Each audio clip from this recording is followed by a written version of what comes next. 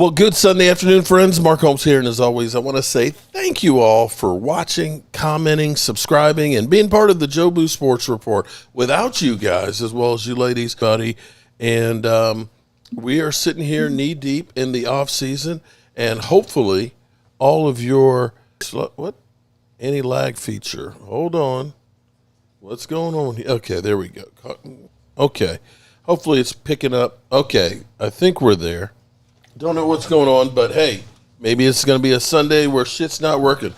Let me say shout out to Holly. Holly last night. I appreciate I meant to hit you back on it on your text message. Being welcomed to our live stream where we try, and I apologize that there are assholes that are out there that are hating not on just me, but also Momo, and not giving you the opportunity. And that's one of the things that I always try to do is respect the lovely ladies with the style and the grace. And I appreciate anybody and everybody who watches me for whatever reason that they do. And with that being said, let me say hello. We've got a full class up in this mother humper here today. Y'all jumping in here early. And surprisingly, Momo wasn't the first one here showing his ass.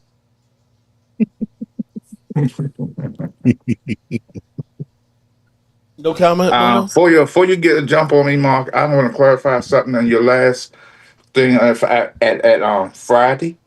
And I was going off on Parsons, and I meant what I said. I'm never going to take that back. I don't complain. I'm not a complainer. I'm a truth teller. People don't want to recognize the truth because they try to hide from the truth and they try to swallow the truth. Y'all see what the NFL does. Y'all see what's happening. Y'all choose not to say anything. You know what's funny though? God, why y'all do this to me, man? Why is it you, Leo, and stuff? Don't put me in the. You get me off of my box. Two different things. You get me right off my box, right off the bat, okay? Now,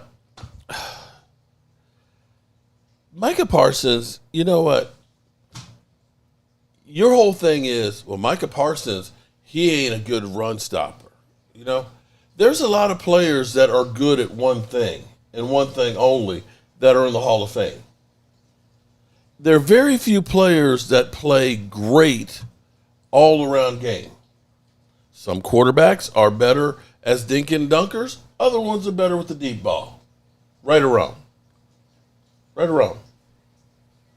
Right. Some are better running the football than passing the football and have been successful. Blackmail. That's just the reality of things. When we go through and we say, well, Micah Parsons, he's a one-trick pony. You know what? If I get guys that are really good at one thing, that can specialize at doing one thing, that's good. I'd rather have a bunch of guys that can specialize and do one thing really, really great. And as far as the thing about, Micah Parsons, he's not a team player, or Micah Parsons, all this other bullshit. When I see what he was doing with his charity event, where he brought in not only players from the Cowboys and coaching staff, but also other players in the NFL for his charity, as well as promoting his teammates. Isn't that leadership? Is that not leadership? Royal, you're on mute, Momo. Okay, yeah, Momo's on mute. Did you get a haircut, Mark? No, I just wet my hair and put some. Okay, it looks shorter. Okay, I like to comment on that. Let me say two quick things on Michael Parsons. Number one, I never said he was not a team leader. That's what I said. I didn't say. The two, and here's the other point. Every NFL player do charity work. Some of the charity work that's not known because you don't know all the charity work they do. So let's get it like that. And some do not. And some do not.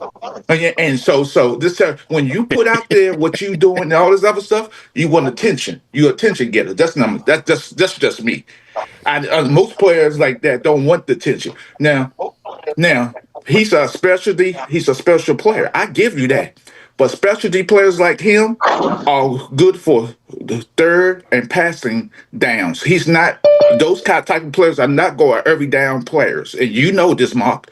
There are people who in the Hall of Fame today coming in on passing plays is a specialty. That's what Michael Parsons is. He's a pass disruptor, and he's gonna get to that quarterback. That's who he is. He's not an every down back. In today's NFL, I'll have him on the second or third down. I disagree because there's different ways you can use him. Here's the problem with the Cowboys. See, we go through and we blame Dak Prescott and say the Cowboys suck and all that. But see, the Cowboys' whole defense, I can go through and I can say that about every single player that was on the Dallas Cowboys defense. They're all one-trick ponies. None of them are good run stoppers, with the exception of DeMarcus Lawrence. Every one of them are pass rusher. And we still weren't good with stopping the run with him. We still weren't good at stopping the run. So you're saying Micah Parsons shouldn't be out on the field because he's not good at stopping the run. Well, if that's the case, then there's very few guys in the Dallas Cowboys What I defense. said, what I am saying is that he's a specialty player he's good on getting to the quarterback on passing downs. That's what I'm saying about him. Yeah. And you know what? If I had more guys that were like that. You're not going to get a lot of guys like that, Mark. Oh, but okay, so we got a guy that you say there's not a lot of him out there, but you're saying you don't want him. Is that what? No, I never said I didn't want the guy. I said I would want him on passing down with his 2nd and 8 or 3rd and 9. Yes, I will have him on the ground. On first down, I don't need him out there because most teams run the ball on first down.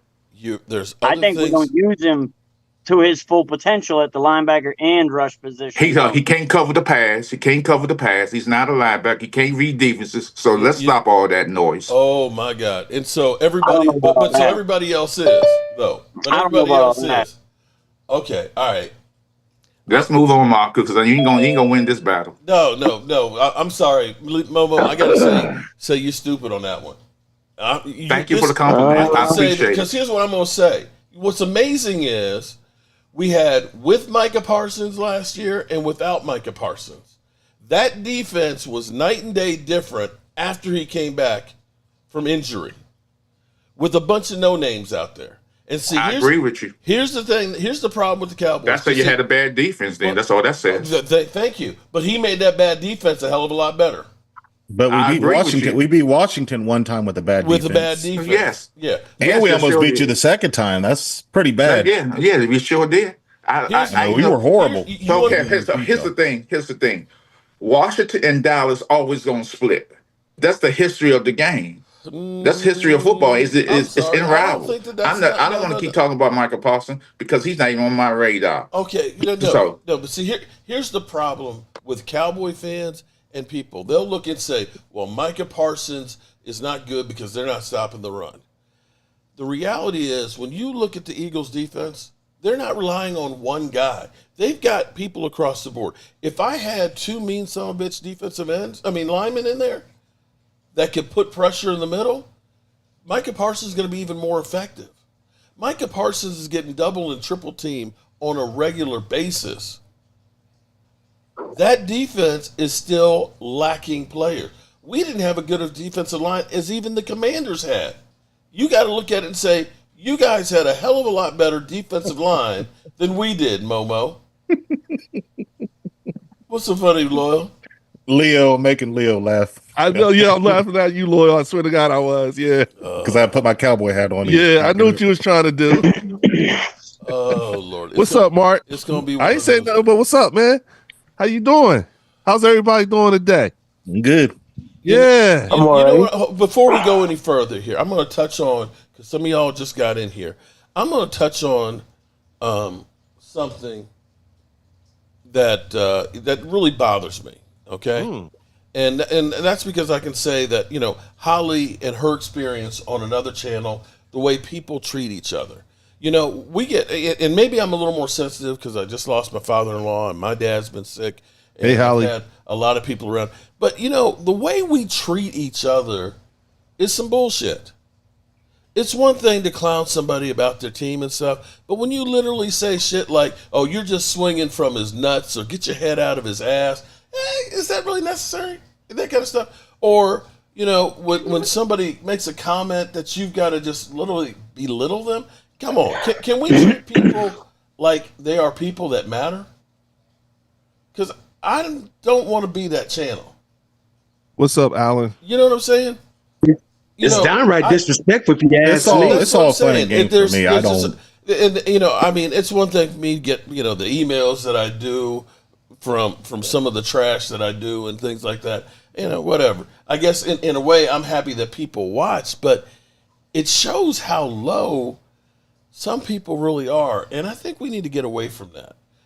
I can admit it. My team has not been a Super Bowl champion in 30 years, but they haven't been the worst team in the NFL. There's teams out there that have never been to a Super Bowl or won a Super Bowl and things, And, this whole hate with Dak Prescott and Micah Parsons, you know what? Come on, man. Slow y'all's roll down. You can dislike what they do and stuff, but these are all people, too. There are some low down ass people. There are some low down ass people on YouTube. I don't hate Michael Parsons. I'm critiquing his game. I don't hate him. But Momo, he wasn't saying you. I'm not talking about you on that one. No, he didn't. He specifically said it wasn't you, not you. Oh, no, I'm just saying in general. Momo, He was talking about they're trashing you and me as well as others, and we're not even there to defend ourselves. That kind of stuff. I'm actually. Yeah, I heard about it. It got back to me. It got back to me. I didn't say. And here's the thing: when people talk about me, I'm on social media, and I do a lot of stuff on social media. People, you can't offend me by words, because those are the words that is given out there that we define as defensive or abusive. So you can't. Your words ain't gonna affect me. Oh, I agree. So understand. You just not. Understand that my wife knows that I gives no fucks, because she'll look at me like, "What are you wearing?" And I'm like, "Some clothes." She's like, "You got stains and stuff on it. And look at your shit." It's like, so? Mm-hmm. Yeah, and she's like, I am. She's like, "No." I was like, if they don't like me the way I am, then they weren't gonna like me just because I'm dressed up and looking like something else. But so that doesn't typically bother me. Like this gentleman in here called Flip. He said, "No, I get it. I get it. You don't like my commentary, but here's the thing: a lot of people don't like Stephen A. Smith, but they sit up there and watch him every day. Well, I mean, so you don't like somebody, but they're still watching. Trust me, I'm thankful that I have people that do watch, and I guess if they watch me because they like me or they hate me, because I started going through and looking at some of the comments, it's like, damn. It's like, okay, so you say I'm stupid, I'm a clickbaiter, I'm ugly, I'm stealing money, but you still watch. But that doesn't make any sense to me. It does. Yes, it does. Let me say this, Mark. How is that? One, every fan base has them.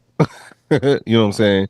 And there's a lot of people who you have to understand they're emotionally invested in this, in their teams. You see what I'm saying? And you figure out to what degree, based upon the conversations or the different subjects you may or may not bring up. That's when it'll come out. Some people need to be on medication too. Oh, that's another one. Yeah. Yeah. So you're dealing. So look, you got like 136,000 subscribers. You know what I'm saying? Mm-hmm. They all ain't stable. You got a lot of people pretending to be stable. You see what I'm saying? So this is where it's going to come out. You know what I'm saying? Then you also got to whittle out all of the keyboard warriors, because you got people on here who are going to say things that, under ordinary circumstances, if they were right in front of you, they'd never say the things that they actually say on their keyboards. Oh, that's true. Now, but you know what's funny is, because I remember being at the draft in Philadelphia, right? Right. Every time Roger Goodell came out, to announce, he was getting booed, fuck you, Roger Goodell, and everything else, right? Right. The second day, he's walking through the crowds. Right? And everyone's shaking his hand. Everybody's taking a picture. Taking a selfie. And it's like, wait a minute. Y'all it's the same thing. Look, listen, I guarantee you, if they allowed it, you know what I'm saying? Jerry could walk through the parking lot of the Link and people would want to take pictures with him. Eagles fans would stop to take pictures with him. I could tell you that just so they could say that they did it, that they seen them. You know what I'm saying? So are you saying that if I went to a game in Philadelphia, that people would be okay with me being there?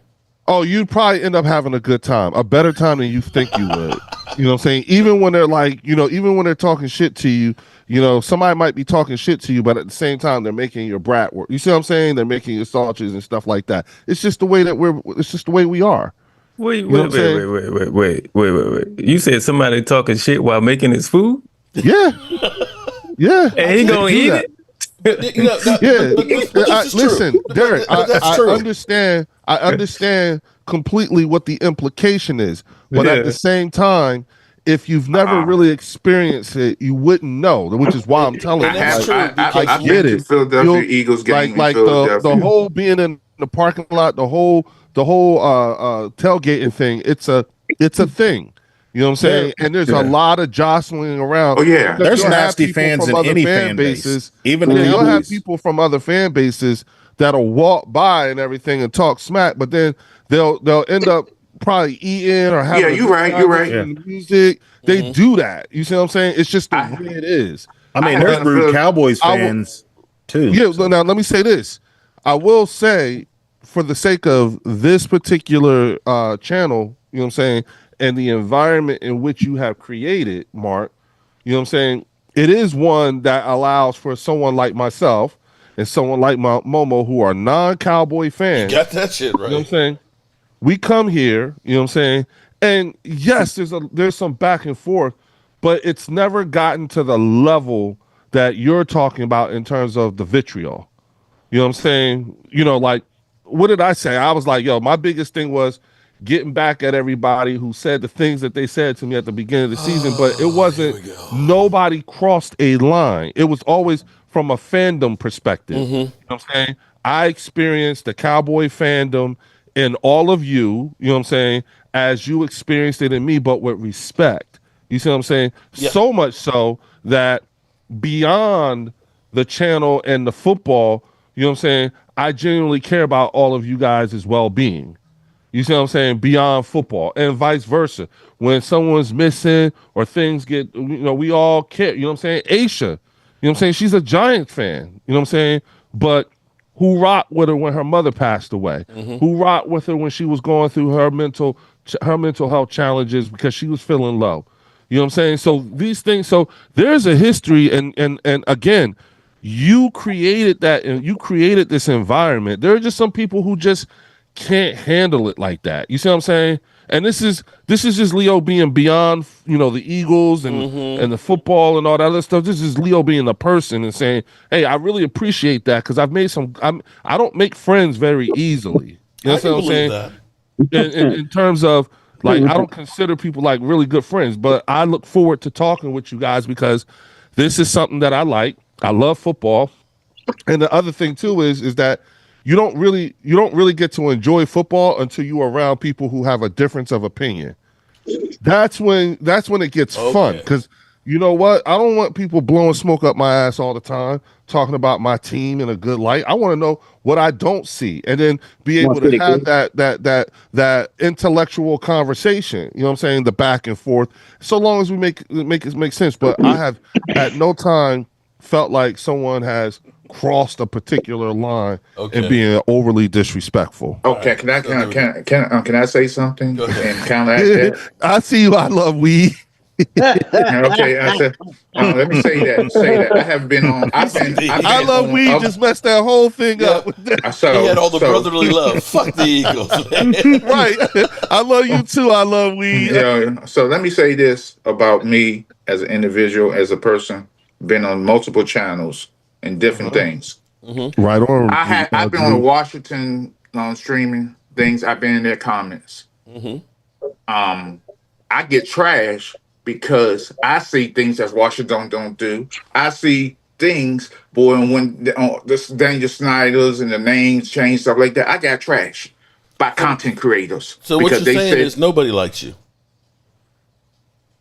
When I tell the truth, they don't. When I tell the truth, when Washington, but listen, let's keep it a buck here. When Washington was before they got this new ownership, and then everybody was saying we're gonna win 10 games. Daniel Snyder, when they got Deion Sanders, when they got all the Albert Hainsworth, we gonna change the world. When we get Spurrier, we gonna have this fast offense, college style offense. I said, no, we not. He's gonna come to his senses because he's a college coach. He ain't gonna do it. I got trashed by Washington Redskins fans because they don't see the truth. They see unreality situations that they can't handle. When the stuff is not real to them, they want to lash out against somebody who's tell the truth. That's all. I get that too, because I get, why are you so negative, man? It's like, I'm not going to sit here and tell you we going to the Super Bowl and shit and bullshit you. I'm trying to tell you how I really feel about it. And it doesn't mean that I don't love the Cowboys and things like that. It's just like, they fuck it up. And speaking of that, that's true. Yeah, that's true. I mean, they get, well, see, here's the thing. And I just said this to my son. You know, if I'm going to get fucked up, I want to be the one to fuck me up. You know what I'm saying? I want it to be by my own hand, not somebody doing some dumb shit and co-signing my name to it. Mm-hmm.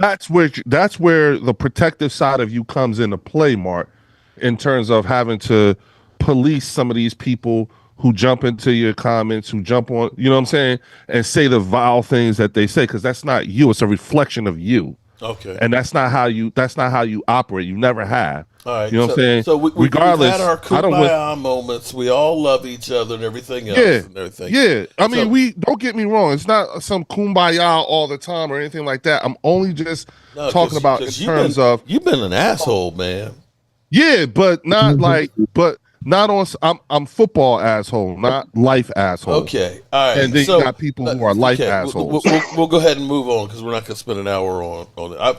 It just bothered me, hearing from fans, people that are supporting channels and things like that, and to be disrespected to the point where it's like, you know what, I just don't even want to be there. There's something wrong with that, and I just wanted to speak my mind a little bit on it. So I want to ask Cowboy fans, Derek, what kind of sandwich is that, man? You trying to hide there? I be forgetting that I'm still on camera on the top, in the top part of the thing. It was almost like you were eating a glizzy and didn't want anybody to see. Let me hide that shit. I be forgetting. PB&J. Oh shit, that actually sounds pretty good right now. All right, so our Cowboys have done 20 signings thus far, and are y'all happy about it? Or are you mad about it? Because I was sitting here talking with Game Time Brian earlier today, and I was saying this free agent class doesn't seem to have the oomph of some years. I mean, last year the prizes, of course, Derrick Henry, Saquon, and things like that, at no matter what price, that those guys were going to make a big impact. I don't know that there's that many players on this year's free agent list that you look at and say, you've got to have it, that they're instantly going to make you that much better. No, they could have done better. I mean, So who would you say a move that we should have made?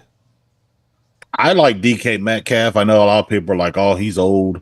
But I think he would have made a huge impact. But kind of understand because they want CeeDee Lamb to be the number one wide receiver. And if they brought DK over there, that'd be too much competition for him. I mean, they could have did better. The running back, from what I hear, is okay. I don't know a lot about him. But from what I hear, he's okay. Miles Sanders? Definitely no, not Miles Sanders, the one from Denver. Miles Sanders, I heard, was a fumble machine. But him and that receiver that we got that y'all used to have, we could have did better. Paris Campbell. Well, yeah. Here's two things I will say. We used to have Miles Sanders too. You will, but you got to say Paris Campbell didn't get much of an opportunity with the Eagles because he was buried on the roster and on a roster that was really predicated on the run. Mm-hmm.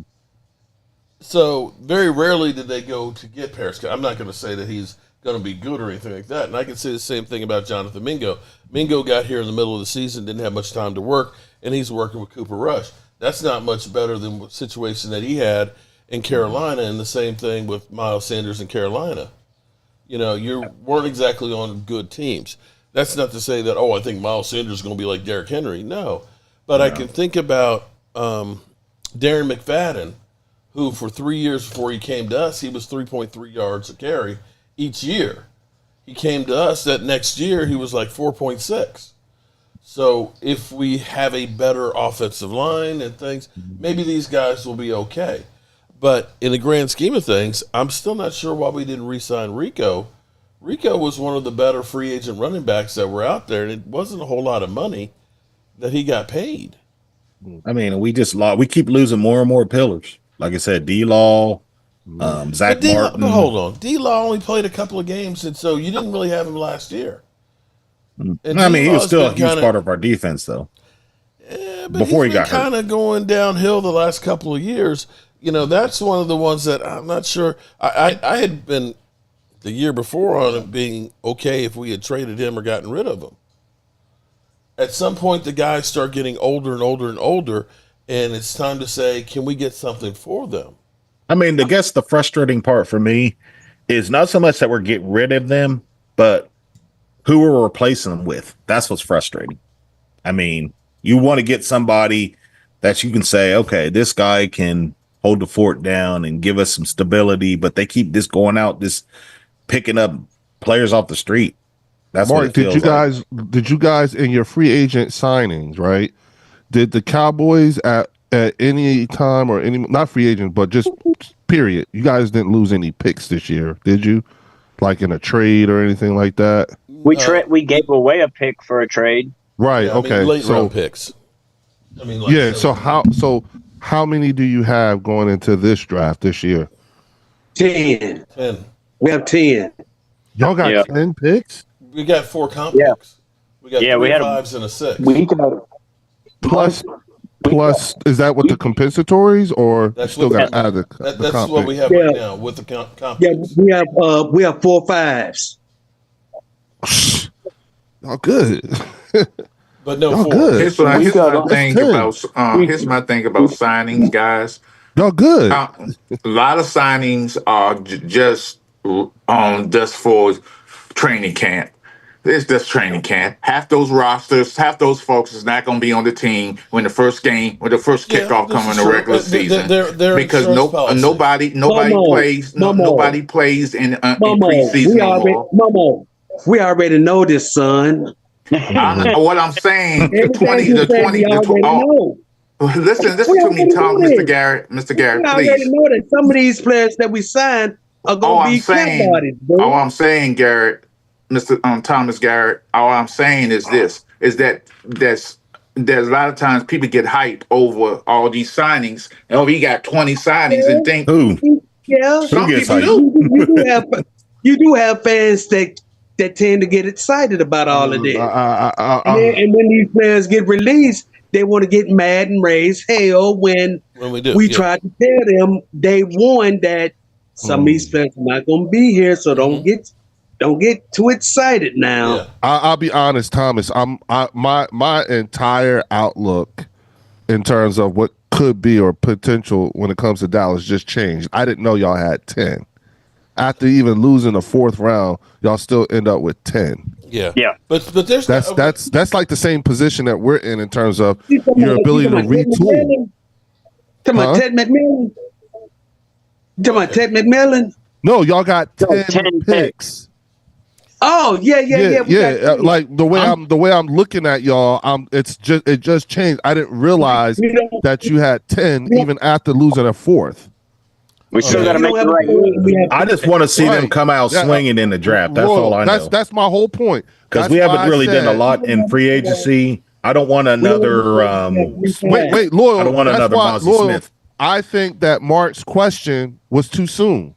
Honestly, I think because you can't all right, y'all had 20 signings in free agency. Okay, cool. Whatever. You see what I'm saying? But because of the circumstances that what's happening with your team, new head coach, new everything, you cannot weigh in on anything overall until at least after the draft. Only because y'all got so many coming in. Oh, it's gonna you don't know what you got yet. That's the best thing because that's what I'm saying. It changed. What I actually like about what the Cowboys have done, and mind you, for everybody talking about, well, we shouldn't have let D-Law go. To me, here's what you do. If you're worried about losing D-Law, is sign Calais Campbell. I know people are sick and tired of me saying take this, him. but listen. Okay, so D-Law, hold on. Let me give you the numbers. D-Law in 23, where everybody's talking about how great he was. D-Law had 4 sacks, 50 combined tackles, 29 solos, 21 assists, 10 tackles for a loss, and 8 quarterback hits. Calais Campbell last year only playing 55% of the snaps. In Atlanta, right? No, in Miami. Had 5 sacks, more sacks than D-Law, 52 combined tackles, 35 solo tackles, 17 assists, 12 tackles for loss, 12 quarterback hits, and a forced fumble. That's better than Osendigazua. That was better than Lawrence. You got to go back to 22 when D-Law had that kind of numbers. And talking about cheap, bro, he can play any spot on the defensive line and make you instantly better. He literally played, one technique. He played tackle. He played edge rusher. Anywhere you need to go. That would be an upgrade from Jonathan Hankins. That's what I'm saying. And it's like, what is it about? Well, I think what Mark is implying is why not just draft the one or two of the same position and let them learn from Calais for at least a year. Hey, that's what the value. That's why. Remember a couple weeks ago, Lloyd, I said the perfect mix and match is you have a number of rookie or guys on their rookie contracts who are contributing with a healthy dose of some veterans. Slay and all them on the you see what I'm saying? And it's like, okay, but there has to come a point where you're going to need to have to do an immediate turnover. Look at and I'm just using my team as an example. Slay was was what I think Mark is suggesting Calais could be for the rookies. You know what I'm saying? In the second years, right? But then we just lost BG to retirement, and he was the same for that defensive line that Mark is saying Calais could be that kind of influence. And I'll be honest with you, it's a very sound plan because it's not like Calais isn't still operating at a high level or contributing level at this age, only doing like half the snaps. That's all he needs. I guarantee he'd be better than Hankins was. Or it'd be like having Joseph right now. Remember when we had Ndamukong Suh and Linval Joseph? You know what I'm saying? Yeah. If you look at the way that defense, forget the last 7 games of the season because that was something that was an aberration. That was something else that was going on. It wasn't a talent thing nor an injury thing. But if you think about the way that defense was playing last year, they still were doing good. Because they had that, because the year before they went to the Super Bowl and lost, but they had that whole year with Ndamukong Suh, Linval Joseph. There's a reason why, Lordy. There's that even mix of the veterans because of what they now you don't know what you have until they're gone. Yeah. But I mean, damn, you know what I'm saying? Like Mark, I'm still processing the fact that I really didn't know that y'all had 10 picks because I put y'all in the same category as like what's happening with us over the next couple of years. So you still got all your picks for next year too. So that gives y'all 18 picks in the next 2 years. We're at 20, 22, something like that, 21 picks or something. Well, and here's part of the reason why. For everybody who's saying, well, why didn't we go out and get Cooper Kupp and things like that, right? Well, here's the thing. Here's the reality of it. Because the Cowboys have not signed anybody that's been over really $4 million, and even Dante Fowler, guaranteed money, it's only like it's $8 million if he ends up getting 11 sacks and basically playing in all the games with the incentives and stuff. It's a very team friendly deal because he's affordable because D-Law got his contract because Cooper Rush and who else and Jordan Lewis. We're in line to get another 3 comp picks for next year, as long as we don't sign anybody in-kind contract till before May. What about with Brandon Cooks? Do we get one for that too, or is that too small of a deal? Too small of a deal. Yeah, because basically we might as well just go and be done with it. Just go inside Tyler Lockett. If we're not going to draft a receiver in the draft, I say just get Tyler Lockett. Done with it. Okay, here's my thing with that. I just want y'all to know that I do think that Mark's idea. First and foremost, Mark, I got to give it to you the whole Calais Campbell idea that's a really good idea. Now I'm starting to understand the method to the madness. That being said, God, I hope he goes to another team. I don't want that plan to be he able may to retire. happen. Miami's. I hope that happens too. You know what I'm saying? Because I understand the value of what it is that you're saying, what you're suggesting, and the fact that you have the potential to have not 1, 2, 3, maybe even 4 or 5 players who could actually spend a year with this man. You see what I'm saying? That's different. So Mark, here's the thing about the draft picks, Mark. The Dallas had 3 fifth rounds, right? Yeah, they got a hit this year, and 2 7 rounds.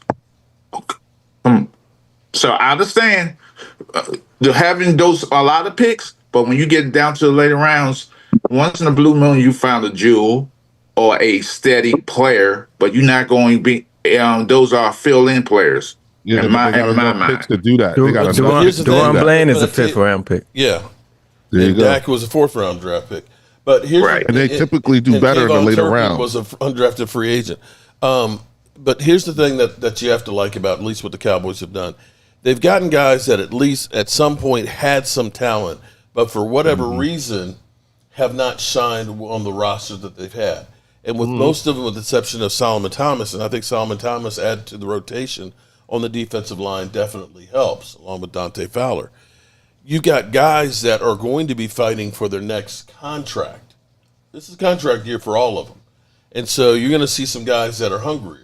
Momo, you know how it was when you paid Hainsworth. Hainsworth got the big bag. And it was like, fuck it, I ain't got to do shit. I'm paid now. Yeah. So all of these guys are fighting to get that next deal for the NFL. So you may have some guys that are hungrier. And this also may be the case where you've got coaches that are looking for a certain type of player for their need of how they're going to run the team, that are able to look at him and say, this guy is coachable for what I'm looking for. You know, typically. Right. Yeah, I agree with you because I'm just going by the history of Washington, not the Dallas Cowboys, because I think the need, which I have, what y'all needs are, y'all going to find something. But I just look at the history, the dumb ass decision Washington did. It was many years ago when they got Corey Bacon, a guy who was over the hill, had one good year, and then they pick his ass up. Yeah. I was like, why are you picking up? And I don't like this wide receiver they pick up. Why are we picking up Cowboys leftovers? Oh, stop it. Michael Gallup. Oh, yeah. Now, he may be better shape because his mind wasn't right when he left the NFL. He had a whole year off, Momo. He didn't really trust the knee. And that's what I had heard, that he was saying that he was afraid to just kind of let it rip. He just felt like it was going to give. That's not to say that he's going to be anything. And it's worth a shot. Yeah, I ain't saying shit. We had Miles Austin at one point, so let me shut up. DeMarco Murray? But Miles was worse than DeMarco. Oh, yeah. You brought in Miles Austin? Yeah, they had. Just like Washington had Calvin Hill one time. Yeah. Why are you going to the Eagles had Miles Austin? Cleveland then, wasn't it? Damn. I didn't realize he went to Mr. Rubber Band. He used to be. Didn't he used to be on those coaching staff too? Yeah, I was gonna say he was on our coaching staff when Doug was Doug and Frank Wright. Okay. Yeah, you didn't know. Come on, Mark, you knew that. I'm getting old and forgetful, man. No way. Oh, okay, sorry, but yeah, shit, it wasn't fun. Well, here's where I think it's the Michigan cornerback William Johnson. Some people seem to think that there goes Derek at that peanut butter and jelly sandwich, throwing that mother humper down. That we're looking at him, or at least people are saying that that's where the Cowboys are going on. I don't want to get a cornerback in the first round. I need a guy that's going to be an impact player day one, and I don't think you get that from a cornerback. No, I think that's a wide receiver or a running back for a player that's going to make an impact. Yeah, and I don't see that as my thing when everybody says don't get Genty because that's kind of like the icing on the cake after you've got the line and stuff together. I look at a D-back the same way. if you don't have a fearsome front line, that DB's not going to be that much of a punch. If I know I can run on your defense, I ain't throwing the football. So how is getting a cornerback helping you? Anybody else? You know, everybody saying don't get Genty. Everybody saying don't get Genty. Get Genty. Don't listen. Don't listen to people that saying don't get Genty. Well, right now I don't see any running backs that I can say. No, you get Genty. They saying it worked out for us just fine. Okay, wait. I just want to put out there that last week, and you guys remember last week we broached this, that's like drafting for a need, a position for need, or the best available. Can't be any worse than Miles Sanders. Oh man, yeah, we're gonna draft a running back. I feel like I don't think Miles Sanders that's why. That's why they didn't sign Rico. I don't even think Miles Sanders will make the team. I mean, Dalvin Cook, he played like 2 plays, and then you haven't heard of him since. So what makes you think Miles Sanders is going to come in and be impactful? He's only guaranteed like $120,000. He ain't making the team. Yeah, basically guaranteed money with all the contracts we did. I think is only like $7.5 million. Oh, yeah. So these are all guys that are expendable. That if you find something better. And you still have $38 million plus the money that'll come back with Micah's contract. Okay, wait. So Derek, you expect? Are you saying that draft pick was going to be a first round draft pick? I mean, I don't know, but it's going to be in the first 3 rounds, I believe. Well, yeah, because they wouldn't running backs in this draft. They're good running back. Genty you don't have to pick Genty to have a good running back. You really don't. You know, like I told Game Time Brian the other night. If Genty is there, you get him. Stop listening to the devil in disguise. Hot damn it. Damn. Y'all listen to all these So what's your biggest need? What's the Cowboys' biggest need, Thomas? That's a good question. Yeah. That's a good question. Running back for running back ain't the biggest need. Thomas, what in your opinion, what is the number one need for the Dallas Cowboys? Do you want pick one to go that first round pick for what? That's hard. You pick Banks and you put the other guy we drafted last year on the right side. That's your offensive line. Then you can get a running back after that. No, if Genty is there, you get him and you go on from there. I'm asking, what's your biggest need? Yeah, so are you saying running back is the biggest? Hold on, you said Genty got miles on him, yes, sir. Got too many miles on him. You haven't even started his pro career yet. What are you talking about, Edwin? I'm talking about they ran him all 4 years, man. You know what mileage is. What the hell are you talking about? He got miles on him. His pro career we need an offensive line, man. There you go. There you go. You listen to them devils again. Oh no, I'm not religious. Listen to these devils that address them sheep. Stop listening to these devils, dude. Hey, Thomas, what he's saying that he ran the ball a lot. He got a lot of touches on the ball. Yes, and what he's saying is that now he's going to the NFL. He could be sore, and then maybe and the first 2 years he might be. After 2 years, he might not be the same running back. That's all he's saying. That's all I'm saying. He at least got 4 because they ran Zeke to death in college, and Zeke had 4. Yeah. So he at least gonna have 4. Just don't sign him to a mega deal. Not like they did Gently. Gently was the main offense for that team, though. And they did the same thing to Emmitt Smith when he was at the University of Florida in high school, and he's an all-time leading rusher. So you can't come with me with that. When did they draft Emmitt Smith? You can't come with me with that bullshit. I'm sorry. When did they draft Emmitt Smith? You cannot come with me with that. When did they draft Emmitt Smith? And I saw Emmitt play in Florida. I saw him play every Saturday in Florida. I got Cowboys fans eating up Cowboy fans right now. This is the barbershop from Coming to America. When did they draft Emmitt Smith? He was drafted in 90. I did say Martin Luther King. What round of the draft? What round of the draft? He wasn't no first round draft pick. Was that Emmett? Yeah. He wasn't no first round draft pick. Get off the Zoom show. Get off the Zoom show. Look it up. Go. Look it up. Go. Emmett was drafted in the first round, dude. Get off the Zoom show. Hey, Google. What round was Emmitt Smith drafted in? First round, 17th pick. Thomas. This is generally stats for college. The 1990 NFL This is draft. college. The 17th This is his overall college stats. He had 17th 374 pick. carries. He had 2,600 yards, 29 touchdowns, average 7 point per carry. So he had almost 400 carries in his college career. Play with it. I mean, no, that one year he had 374 carries. What are y'all scared of? I'm just saying. And he didn't play 4 years in college, by the way. He didn't play 4 years in college. I wouldn't want y'all in the Fox hole with me because y'all scared. Y'all scared of getting me killed. No, I'm not scared. I don't care either way.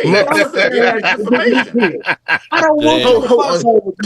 Thomas, I don't care either way. You just passionate over this guy, and all I'm saying is, Thomas, just listen to me. Listen to me, Thomas. Stop, you getting old. You getting too much. In 2024, Gently had 374 carries. In 2023, he had 220 carries. In 2022, he has 156 carries. So what I'm saying that he carried the ball maybe close to 700 times in 3 years. That's a lot of carries on the running back. We're not cheering for the same team, dude. 300 years. People in Washington. We're not cheering for the same team. I get that. You can yell at me. I'm a Washington fan. I get it.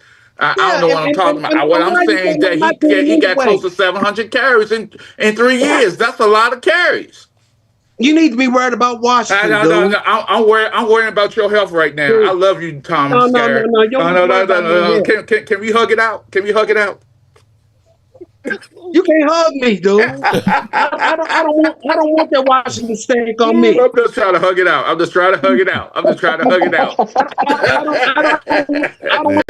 don't want that Washington dog shit on me. Oh man! All I'm saying, Thomas, I understand you want him. All I'm saying that he has close to 700 carries in 3 years. That's all. That's all I said. So, do you see what Momo is doing right now to you, Thomas? Thomas, I know. I ain't Genty is the beautiful girl in the corner. He need to go out on the porches and get mad at people walking across the sidewalk. No. Genty is the beautiful girl. Genty is the beautiful girl in the corner smiling at you. And as you walking over there, Momo is telling you she got herpes. Yeah. That's what this is. Okay, she got herpes. Don't go over there. Oh my God! That's the first year. Mark, there's your testimony right there. Ain't God good, Mark? He just demonstrated what kind of environment you created. There you go. I created you that. You brought this together, dog. How did I create that? Yeah, I ain't thinking about Momo's grumpy ass. You created this world, Mark, so you did good, bro. I don't know. Thank you. Good. I ain't grumpy, Mark. This is funny. Thomas, man. I just tell the truth. All right. Man. Thomas, I'm not grumpy. I just tell the truth. You just don't want to hear what I have to say. Okay, so here are the draft picks for you. Yeah, you mad at everybody. I'm not mad. Thomas, I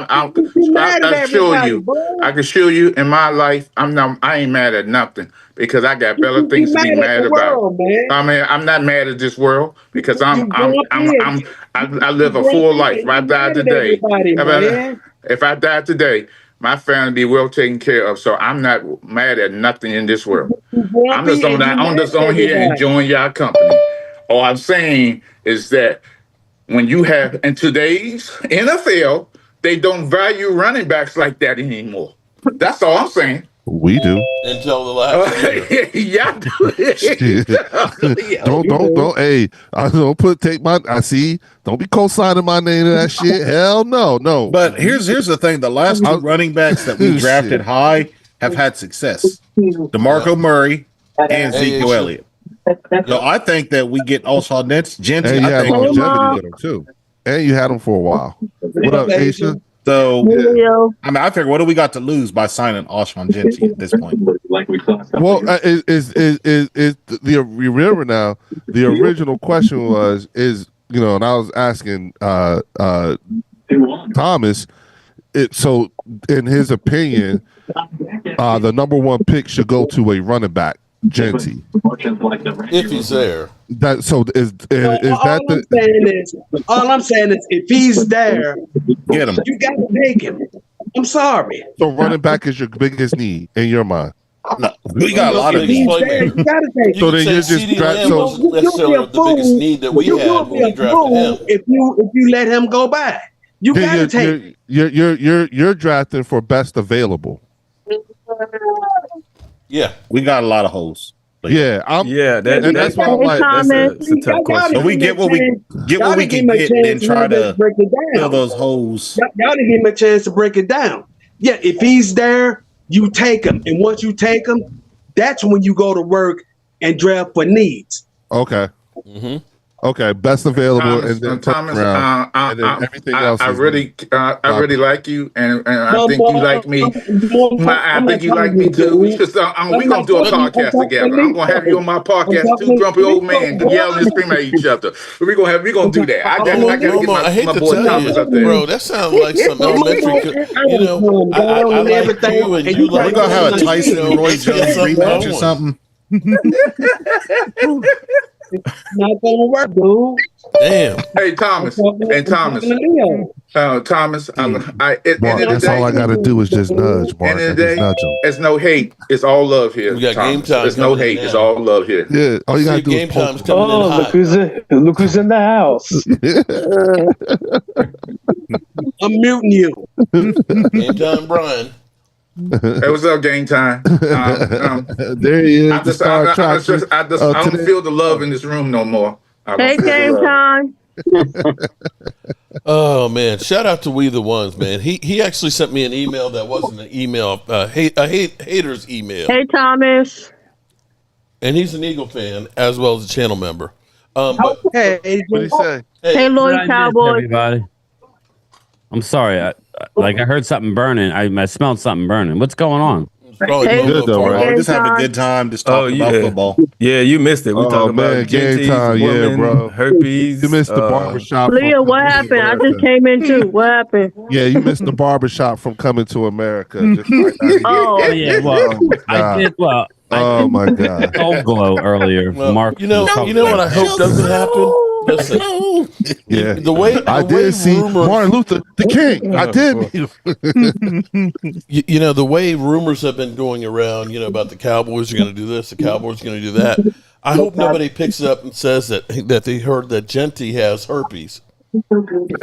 I heard people talking about that Adrian Genty, that he's got herpes. Okay, listen, that's not what they said, Game Time. It's just you got to understand. Mark is just that Mark. That's not fair because Game Time wasn't here. Yeah, I'm out in the law. I don't. And we talk about what we talk about on my game time. Game time. I'm with you. I'm in a loop too. I don't know what happened. Yeah. Well, listen, I'm just gonna be on record as somebody who's never had herpes. I can care less. Put a little ointment on it and hand them the damn ball. No. You got Game Time. You gotta let Derek J. Derek, if you could refresh everybody. Oh, that shit was so Let's funny. get it going. I was using an what is it? An analogy? Yeah, a metaphor. Yeah, so that's a metaphor. So I mean, I can come up with other things that could make them drop. But hey, herpes. No. This was dope. It was funny as hell. Go ahead, tell me. So I don't know. It can't be explained really, but Thomas wanted Genty and he was rooting for him, and Momo was like, "You don't want him. He ain't gonna get him." Momo called Genty basically a new used car, with a lot of miles. Basically, I use the metaphor that, hey, Genty is basically the beautiful girl in the corner, smiling at Thomas. And as Thomas is on his way over there, Momo is like, she got herpes. Oh God! Yes, I could see it trying to sabotage him. Yeah. She got 3 kids. You don't want to go over there. Listen, I can't say she got a baby daddy that just got out of jail. Listen, I can't say what we would normally call that, us guys, because I don't want to offend anybody, but basically he's trying to block somebody. You know what I'm saying? Yeah. You can't be blocking anybody, but yeah. But let's get it straight. I didn't start that debate over getting gently. It was Edwin who said in the beginning. I just co-signed what Edwin was saying. Momo, I was talking to Mark this morning. He called me and we were talking, and my fear with the Cowboys is, and again, like we keep hearing somebody. I don't know who it is. I don't know if it's Aisha. But anyway, somebody's got something on the background. Yeah, there you go. Thanks, Aisha, because it was really loud in my ear. What you don't want to do is get caught up into getting cute. I don't know like where any of you guys sit. I thought I heard Thomas say if he's there, you got to take him. If Genty's there, you have to take him. Thank you. He is not. Momo, stop cock blocking, dude. Be nice, guys. Be nice. We got ladies in here. But yeah, if he's there, you have to take him. And I disagree. I was talking to Mark because I was upset at Nate Newton early in the week on one of the podcasts, the DallasCowboy.com podcast. And I'm curious to see what Derek thinks of this because I want a different opinion. He said that Dallas wasn't ready, Derek. He said Dallas wasn't ready for Genty. Now, I go back to the 90s, right? When we drafted Emmett, yeah, we were not ready for Emmett. If by Nate Newton's logic, our offensive line was in flux in 1990. Nate Newton had been cut by the Washington Redskins the year prior, right? He was cut. We had Mark Tuinei that was making the transition from defensive tackle to offensive tackle. We had holes all along that offensive line, and we weren't quote unquote ready for Emmitt Smith. So I disagree with Nate Newton. Like Derek, if Genty's there, are you taking him, or do you think we should wait because we're not there on our offensive line? Yeah, I'm cool with taking him. I believe herpes or no herpes. If he falls to 12, he is the best player available, and he's also a need. Again, if he falls to 12, especially with the new philosophy that they want to run the ball, right? You went out and get a run game guru out of who makes average linemen, below average linemen, to a top 3 running game in the NFL. Now, obviously, let's keep in mind that they had a running quarterback, right? So that's going to skew the numbers a little bit. But still, we're going to make an effort. Now, I would tell you, and I know this is not a sexy pick, if it's not going to be Genty and Genty's gone, maybe we should circle back to the offensive line again and get maybe a Tyler Booker or somebody nasty to help and just get better like in the trenches. But do not go away from Genty. Okay. Yes. I just want to ask you this. Go ahead. I just want to ask you sorry, this. That was my soliloquy, and then I'll be quiet. Okay, game time. I want to ask you this. I really want to ask you this. Because a lot of times quarterbacks in this league, they get paid a lot of money. So wouldn't you want, because you're paying somebody and you handing the ball off to somebody and having this huge running game, so his ability, he's not going to be throwing the ball as much. Owners is paying all these money for these quarterbacks for all this money. You want them to earn their keep, right? Yes, I would think. Well, I got some exciting. Yeah, I got. Yes. I have exciting news for like our Cowboys fans in here. Exciting news! I was talking to Mark about it. And don't get carried away with Paris Campbell, but listen to what Paris Campbell had to say. I don't know if Paris Campbell said that the coach of the Cowboys was on the phone with him for over a half an hour. He called him personally and recruited him to Dallas. Now, I'm not getting into the Paris Campbell, is he going to set the world on fire? I'm not on that train. But what I am on the train of is Brian Schottenheimer and what he's going to call. He said he was excited. The guys in the room are excited about Dallas is going to start running those long drag routes again, those over routes, those long, crossing routes that have been taken out of our playbook for the over the last 4 or 5 years under McCarthy. Everything is a dink and dunk. If you guys know, everything is you throw the ball at the line of scrimmage and try and run. I like the fact. Now, it's scary because that means Dak's going to be holding on to the ball, but Dak loves those routes, those big crossing routes, those big over routes. To me, that's exciting that my head coach is on the phone recruiting the talent. Whether we think Paris Campbell's good or not, that's besides the point. He took the time. He's a people person. I'm excited about that. Is everybody not excited about a coach who doesn't feel like he's above a player? And he can motivate. I am with you 100% on that one, because I feel like, one, you're going to get something different. Now, as far as the offensive line, everybody's like, you got to go ahead and take care of the offensive line. It would be great to help Dak. But Dak is one of those guys that's really good under pressure. That's where I think you really need those offensive weapons. Give Dak another legitimate threat to help open up and spread the field, because I think that would help the running game, because now – you got 2 legitimate targets. That's just me.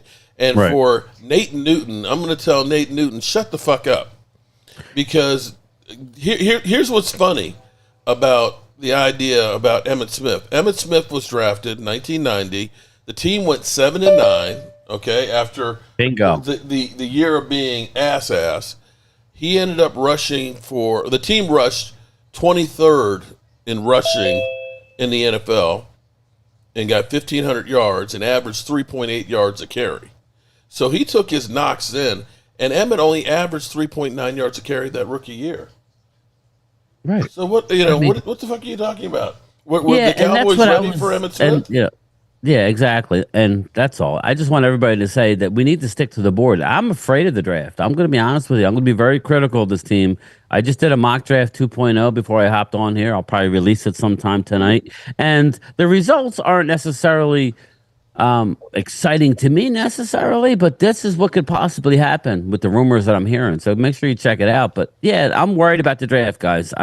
We need to get back to taking best available, and there's no surprise that we have dropped off.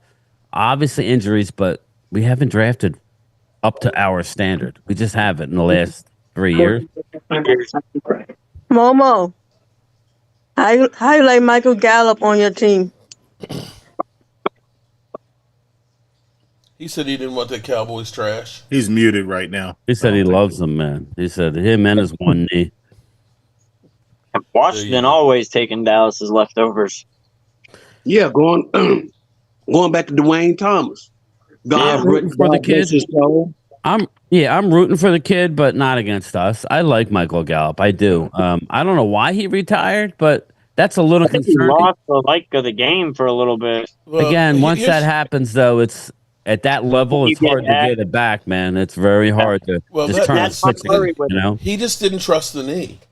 This is what Uncle Phil, Philip, Dak's uncle, said, that he had told me. He said, Phil, I just don't feel like I can let it rip. I don't know if it's psychological or if it's actually, not quite there. And that is a real thing. When you have a major injury, I know with my knee, even now, I get a little twinge. You reach for it and you think about that sucker giving. And after having that ACL torn, if he never really felt like, because you looked at him and it was kind of like, he's not really jumping and really going all out on these things, and that could have been a fear factor of it. Yeah, or the knee maybe was just not the same. Now, maybe another year off, and really working and everything else, you start getting the trust back. Or maybe it's just not there, and he's just going to get a quick paycheck. I don't know. Rooting for him on a personal level, but obviously as a Cowboy fan, Momo, but I don't want him to rediscover the fountain of youth. It is what it is. But that's just me. Hey, good luck to the man. And Yeah, no hard feelings. We let him go. He, if it was up to him, he probably would have stayed. So. Oh, I definitely think he wanted to come back here. Yeah. Yeah, but my personal opinion, the Gallup pickup is like me finding a $10 bill and I realize it's a dollar bill. That's what it seems like to me. That's what it is to me. Let me just tell you, man. Like Michael Gallup made some of the most incredible catches in recent history. He is the king of the toe drag swag on the sideline. Yeah. You need a clutch first down.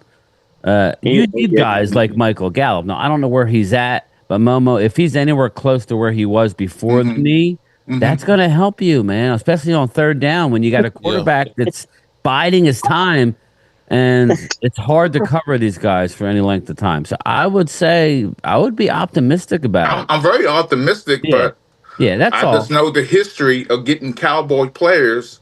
I just don't know. Yeah, I know. I'm not. Yeah, but if he can get close to that, he's gonna make some, big catches for you. That's all. So. A whole bunch of Cowboy players led you to the NFC Conference Championship last year. Yeah, no, I'm talking about before that. I'm looking at the history, the Dwayne Thomas, the Calvin Hills.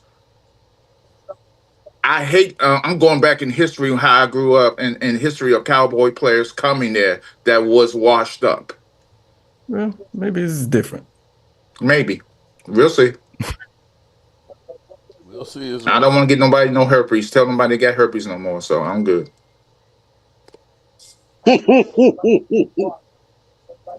Oh man, that was good. I'm gonna rewind that back and listen to it like 5 times. There you go. That was fun. I don't know, man. My stomach was hurting. It was awesome. That was awesome. Thank you for that, Derek. Oh man. With that, y'all did sound like the barbershop on Coming to America though. Yeah. That was I did meet Martin Luther the King.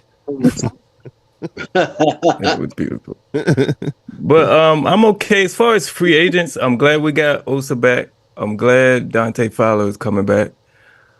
I'm a little upset that Jordan Lewis is not here. Everybody else, I'm like, let's wait and see what they do. I still want a veteran wide receiver. Yeah, I want somebody off the box ready to go. Yeah. So that's, however we get them, trade, sign one of these other free agents that's out here, I'll be all right with it. But we need a veteran wide receiver. Can I defend myself being a Cowboy fan? I'm saying I like Genty if he goes to the Cowboys, but I think we get better pieces like a wide receiver. It's some more good running backs in that draft. We can get like them boys from Ohio State. They're not shabby. Yeah, I mean, I don't think if I want Genty is there because I think he is. If he's there, I think he's far above the rest. But I think if we miss out on him and get another one, get a running back in the second or third round, we'll be good with that. Here's my thing. Y'all guys, all Cowboy fans, y'all think y'all want to move up on the draft? No. No. If anything, I would like to move. I would like to move down to 18, maybe, and pick up 18 and 50. Pick 50, and we'll have 4 picks in the top 100. Yeah. What's up, Tommy? I move down before I move up. What's up, Tommy T? What's your question? If Genty's on the board, I'm taking him. Yeah, but only the generational talent is sitting there. I don't think he'll be on the board though. I think there's 2 teams that'll grab him. Yeah, I don't think he's going to be there either. But we're saying if he is, if he is, you take him. Yeah, grab him. You have to be. That's what you have to be ready to move. Now, for the sake of arguments. And I was saying, if he's there, you snag his ass. That's all. I agree. Yeah, definitely. But shake. I mean, I don't know. I know that Shedeur Sanders stock is starting to drop. I don't know because he's dropping. So for the sake of arguments, if he's there with the Cowboys pick him, in the second round? No, I'd rather. He's not making it past 3. No. No, I'm saying for the sake of arguments, if that happens, don't think because it has happened in the past. He may if he doesn't go to the Giants, he's going to the Jets, so he won't make it past 3. He's a quarterback. He'll get overvalued. Who go to the Giants? North Sanders.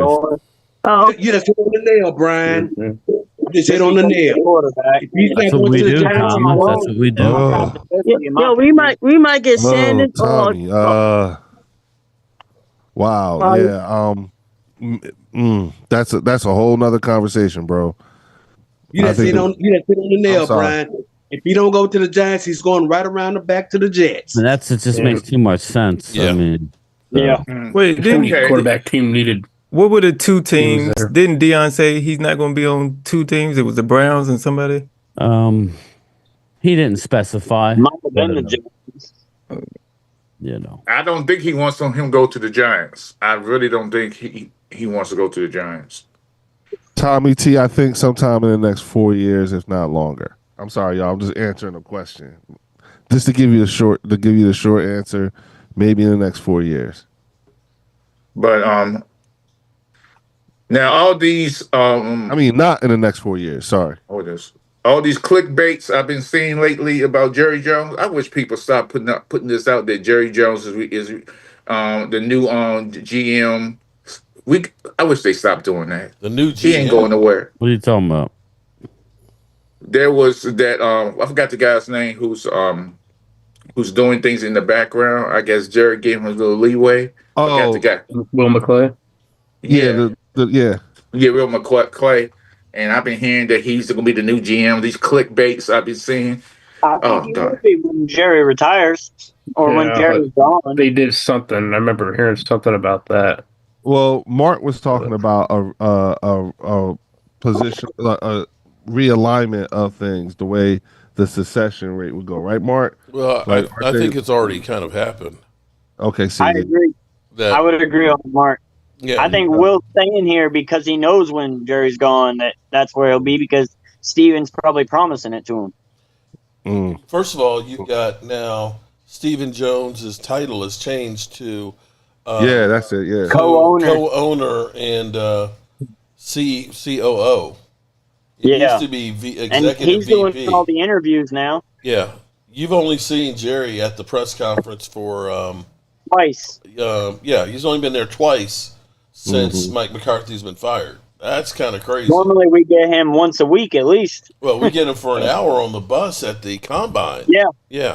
You remember that was where he was talking about we're going all in and everything last year. That literally, set off a lot of discontent with Cowboy fans. So but wasn't that? Didn't you prove that was sort of kind of a misconstrued statement, right? It got a bit. You know what? misconstrued. Everything is always going to be shaded, so it sounds. You can take anything out of context. I don't think that D. Law was actually throwing shade at the Cowboys directly and saying they'll never win one. I think he was actually saying, "I'm here. He'll never win. I'll never win one with the Cowboys. So I'm here." Yeah. You know what I mean? Yeah. But he wasn't lying. Because I'm out. You can't win on a team that you're not on. And I swear you hear the cameraman tell him that, hey, you're not here. And then he says, yeah, because I'm here. So here's a next question I'd like to ask all Cowboy fans. Have they got a second quarterback yet? Or are they not looking for someone backup? I know the Giants signed James Winston. Will Greer. I heard they was looking at this guy named Momo. Yeah. ass. I do want to ask this question. Joe Milton. Because I hear how you guys listen, Mark. I hear how all y'all talking, and I hear this cautious optimism coming. It's nice to have y'all back because But how much are you guys putting on the coaching staff too? You know what I'm saying? Like, how do you feel about the quality of? Because again, I think the thing that would beyond the talent that you guys have just acquired and will acquire through the draft, if your coaching staff ain't where you know what I'm saying. So how do you guys feel about that? Because we just went through it. I'm actually all right with it for the most part. After I had to grow on it, though. It had to grow on me because I wasn't happy in the beginning. But I've actually started to like it. I've gone through all their interviews. I actually did a reaction to all their interviews. And, man, they're all preaching the same sentiments. So they're all coming out with a joint message that they all are saying. So they sound like they're all together and they're building relationships with the players. Just have to see how it actually turns out. It's still a question mark until we see the product, but right. Mm-hmm. And I will say that I think Shotty's gonna do a damn good job. I really do. I think very good opportunity for that. Yeah. I think he's actually going to be given the opportunity to run the team the way he wants it to be run, as opposed to what they did with Mike McCarthy. You know what? And I think that's the reason why I think he'll do. That's the reason why I think he'll do a good job because he's not going to have Jones to get in his vein. And if you listen, all the coaches that has coached under Jerry has always gotten in the damn way. Yeah, and that's even with Bill Parcells. That's the reason why the coaches. Yeah. Except for Slick Willie, Slick Bill Parcells, except for him. But other than that, you know, he has gotten in these coaches' way, and you know, and I guess you know, Jerry figured, well, damn, I don't fucked up all these coaches' careers by getting in the way. I'm gonna hire this young kid. Let's see what he can do. I'm not gonna get in the way. And then plus, he come from a strong bloodline. I wonder if it's by decision though, or if his children are kind of pushing it. You know, if you remember, his dad. I wonder if he's doing it on his own, or if his children are pushing for it. Pushing for what? Because the process has changed this year. I agree with. I don't know if y'all heard of AOC, Attack on Cowboys, but the process I know AOC has gone about has changed this year. It's different. Yeah, the process we've gone through this offseason and free agency has been different so far. Good, bad, or indifferent for who we've gotten. We have never signed our players before free agency hit. And then we actually signed players day 1, day 2, and day 3 of free agency. Now, so be it, they're not the stars of the ball, but they are depth. You like the activity. Because if our stars do go down, we need these depth pieces because we saw last year when our stars go down that the depth wasn't there, wasn't adequate, and we couldn't compete. Now, we still need a backup QB because if that goes down, are we in the same boat as last year? But I think we're gonna get a backup QB. I'm not even worried about that. Because it's too many quarterbacks out there that are free agents that hasn't been picked up yet. I just hope Dak stays healthy. That's my man. I want him to stay healthy, just in case. He's gonna stay healthy. You know, all them folks somehow he gonna injure his hamstring again. They can kiss my black ass. I think he's gonna not run very much, but as long as we got the O-line to protect for him and a running game behind him and some stars to let him get the ball out too, I think that's a good recipe. Dak ain't having to throw the ball 40 times a game. Oh, shit. Yeah, see, that's part of the problem. And that's why you can't get separation. If you can't run the ball and be physical, or at least, you know, have that dimension, you know, they know what you're doing about. Well, every time. So. This is the thing that scares me about what you guys are saying about Dak. The reason why Dallas drafted Dak Prescott, what ultimately got them to draft him, and I just listened to a Jason Garrett, Coach Clapp. You know, he basically walked through the whole process of the war room about what, you know, why they decided to draft Dak. He was pushing for Dak, you know, Coach Clapp, and when they had Connor Cook rated ahead of him and Paxton Lynch. And there was multiple guys. But finally, he's like, yo, what sold them was Dak's ability to escape and use his mobility to then deliver the ball downfield. What do we remember early on in Dak's career?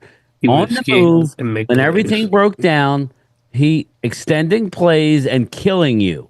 right? He was great at it. And then we Romanized them, or should I say Bradyized them, made them stay in the pocket. Again, it's fine to get better pocket passing skills because you can't live solely on that. But what makes Dak special is his mobility. So he needs to get back to that. That doesn't mean, you're calling design runs like they do for Jalen. Jalen's a different cat than Dak, and Dak has had an injury that requires, people forget, Dak's leg requires manipulation every day of his life until the day he stops. In order for him to walk, let alone run, he has to have constant therapy on that fractured leg. It was a compound fracture. It's not good. Look at Conor McGregor. Look at all those guys who had those same compound fractures that sometimes never come back again. So that's going to be the key, man. We need him to be a little bit more mobile, extend the play.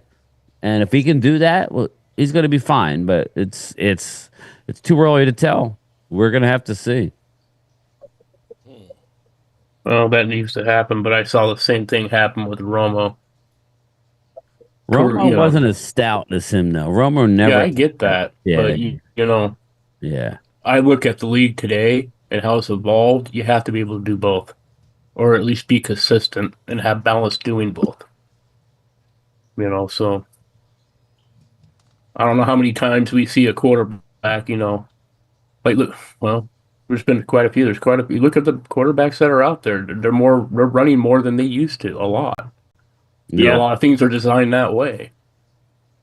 You can't just have it one way, I think. Well, the evolution of the quarterback.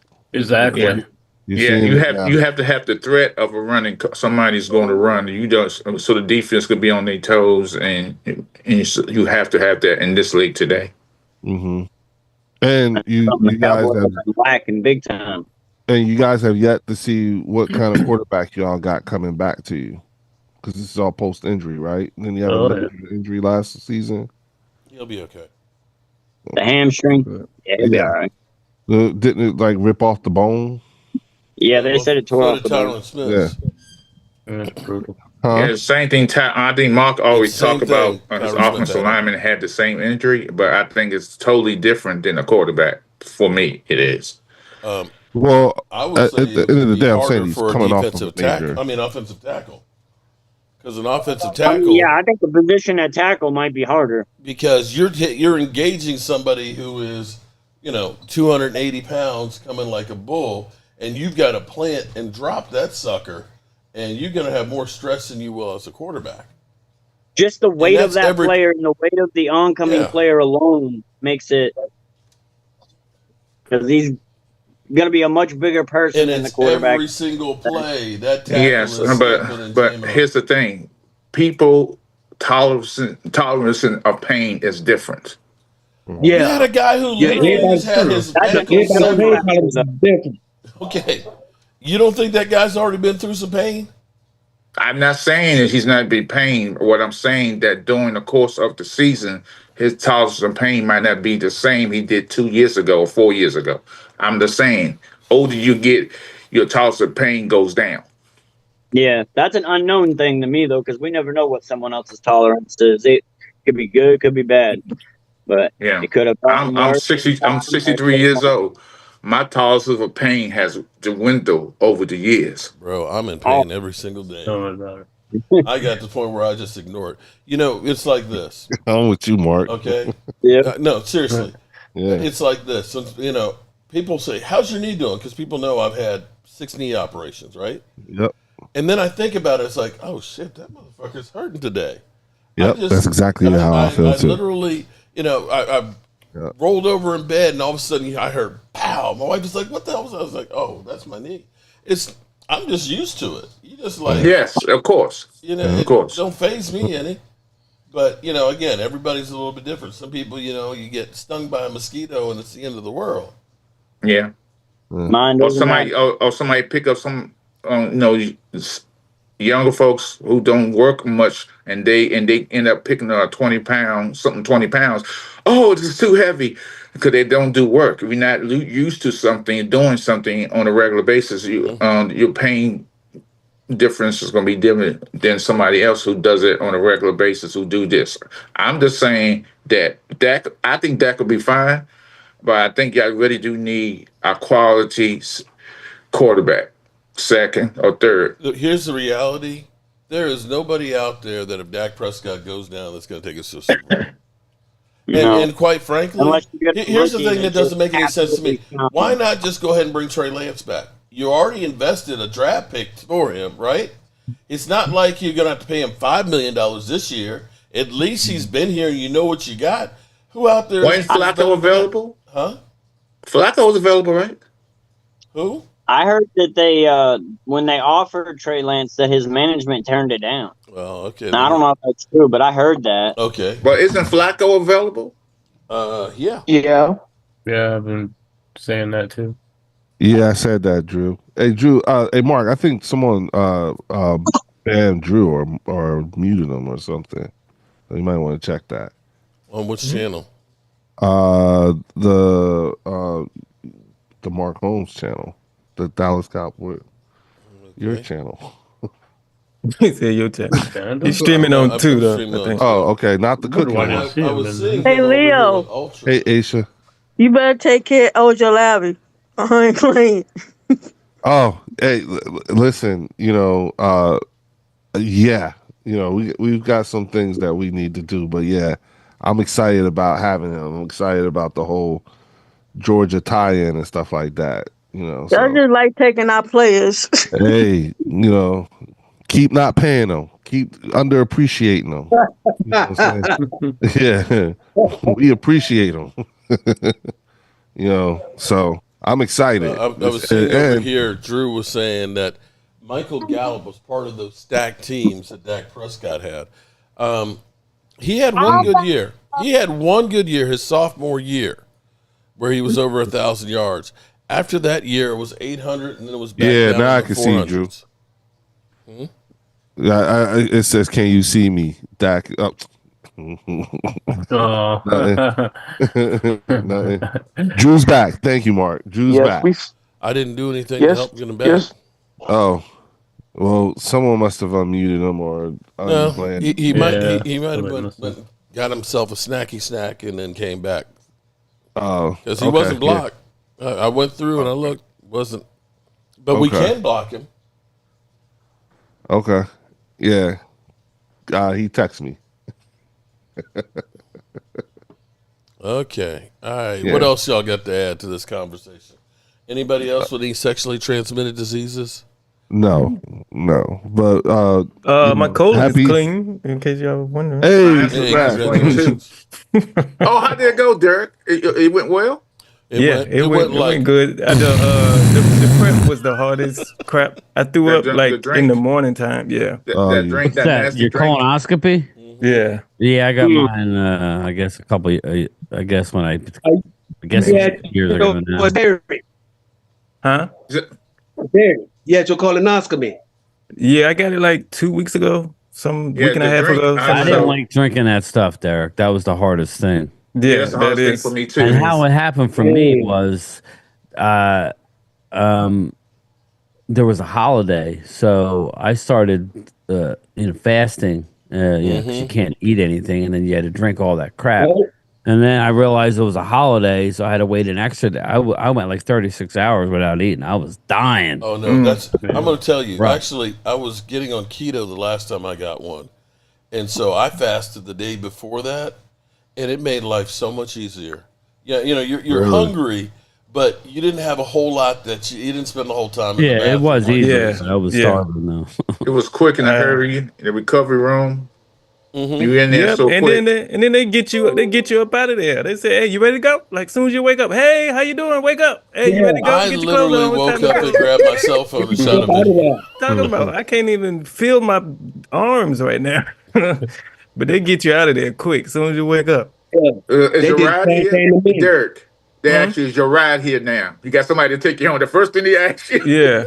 Well, the way they did it, they called my ride before I even woke up, so they had them out there ready. But I went straight to Little Caesars. That was the best pizza I ever had in my life. I don't see how that's even funny, Ultra. Yeah, because I remember after I had mine, my sister was like, we hadn't to witness across the street from the stadium. What happened? What Ultra said? It's just stupid.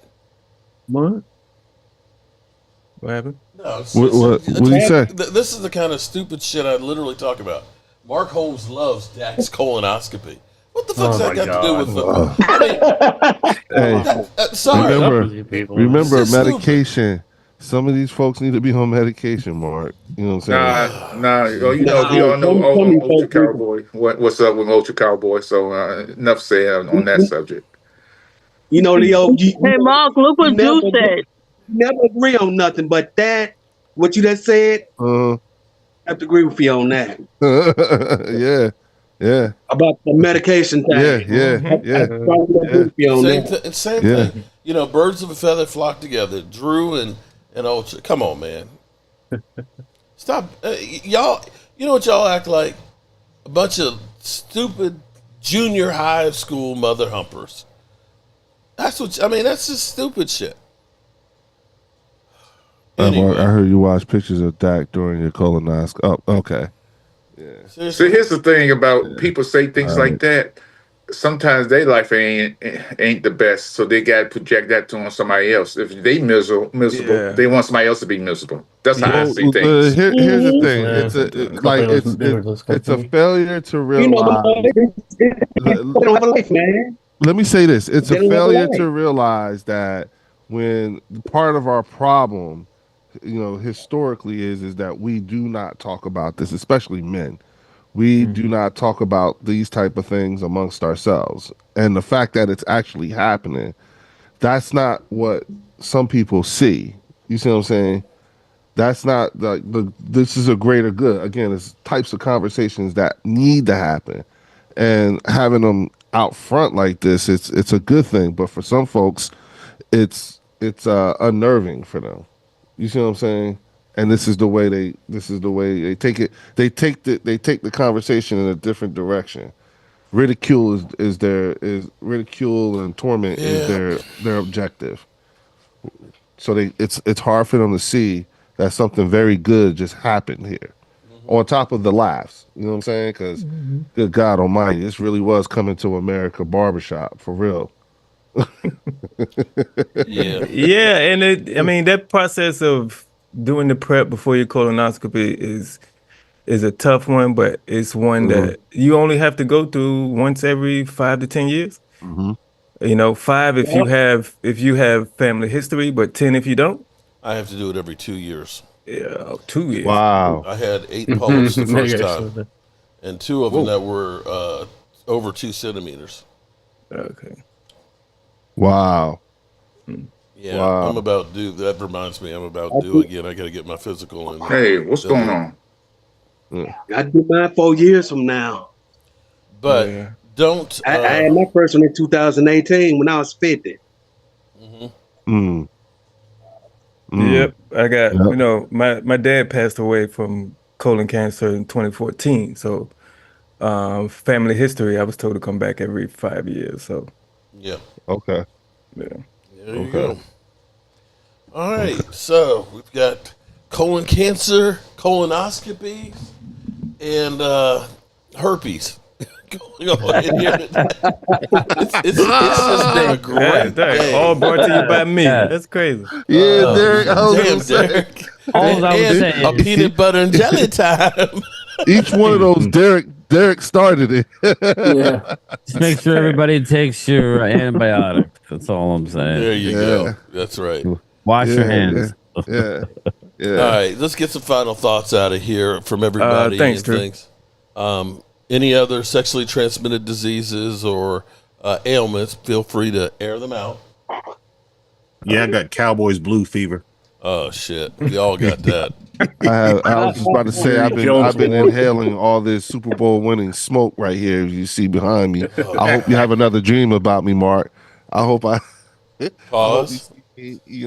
Pause. But I hope you do have another one with me riding on this train, sniffing this right here. Yeah. I'm still waiting for the Cowboys blue stock, bro. Yeah. Stay tuned. Stay tuned.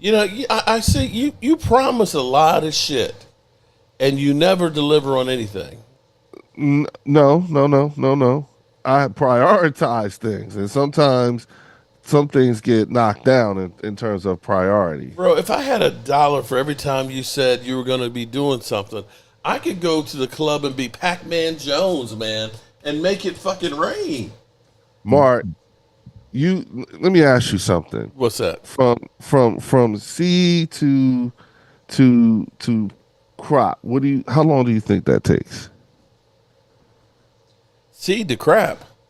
Seed to crop. Oh, crop. I thought you said harvest and all that. It takes a while and stuff. I know that. Yeah. We've been talking about this for over a year. No. Yeah.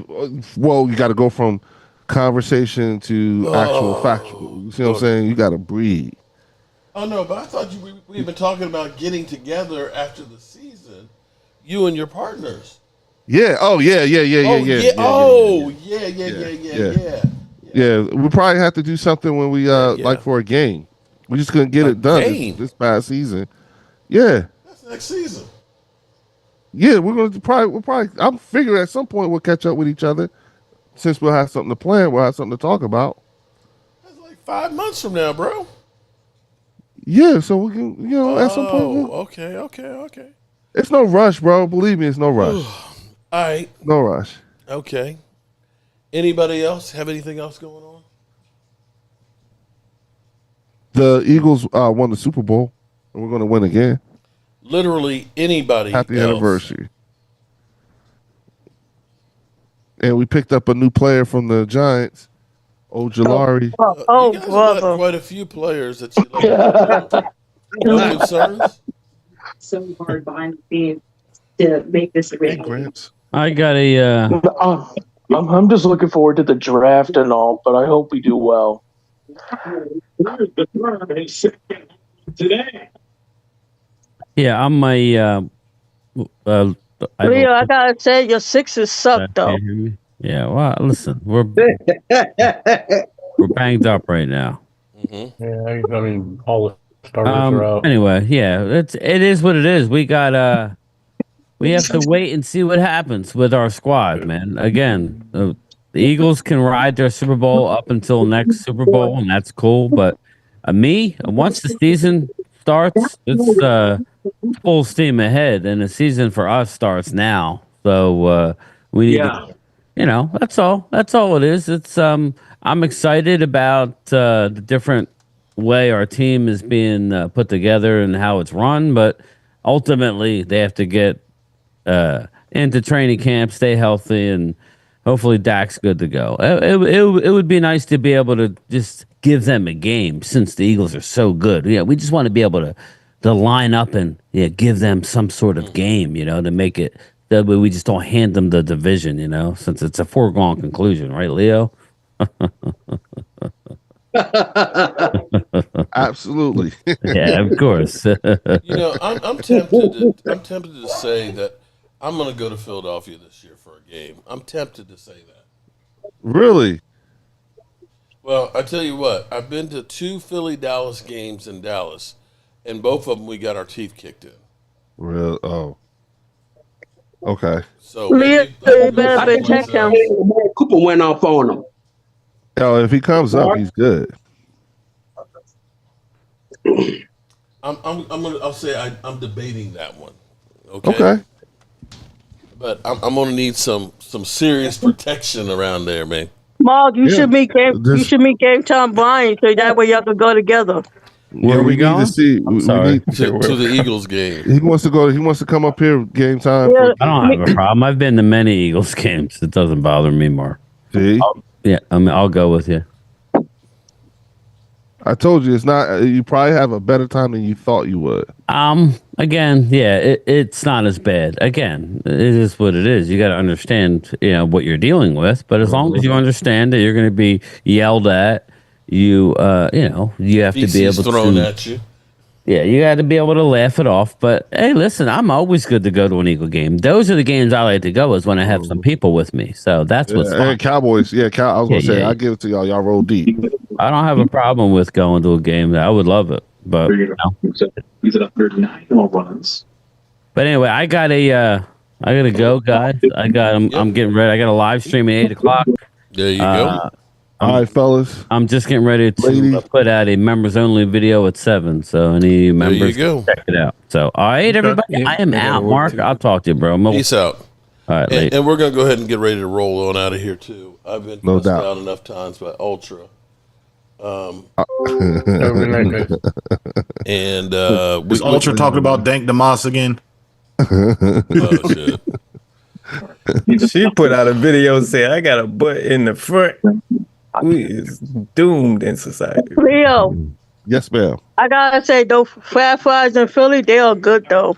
Oh, you're gonna eat good. You know what I'm saying? You're definitely gonna eat good. Cause we went to Philly to watch. We went to Philly to watch the baseball stadium and in the playoff, and it was good. I just need what I need. What I need is I need for the schedule to hurry up and come out. That's what's going to be. That's what's going to be key for me. Huh? In May. Yeah, that's what I'm saying. Like that's going to be the big thing for me is when the schedule comes out. See it, babe.